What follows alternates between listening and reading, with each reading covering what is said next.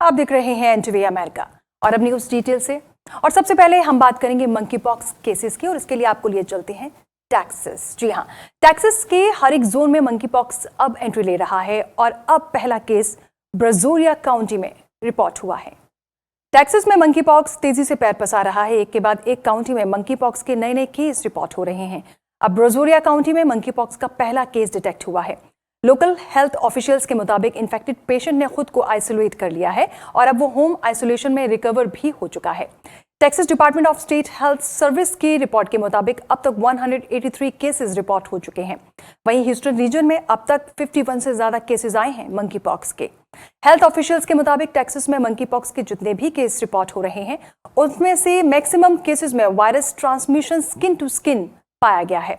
US में monkey pox के graph की बात करें तो अब तक 3000 से ज्यादा मंकी पॉक्स के केसेस सामने आ चुके हैं, जबकि टेक्सास की बात करें तो टेक्सास में 183 से ज्यादा केस रिपोर्ट हुए हैं।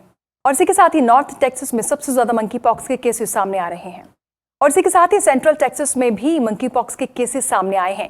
यहाँ 36 से ज्यादा केसेस रिपोर्ट हुए हैं। आपको बता दें कि टेक्सास में मंकी पॉक्स का पहला केस जून के फर्स्ट वीक में मिला था। और वहीं टेक्सास को मंकी पॉक्स वैक्सीन की एक और शिपमेंट मिल गई है। टेक्सास में मंकी पॉक्स आउटब्रेक के बीच वैक्सीन को लेकर राहत की खबर है। टेक्सास को मंकी पॉक्स की 14,000 से ज्यादा वैक्सीन मिल चुकी है।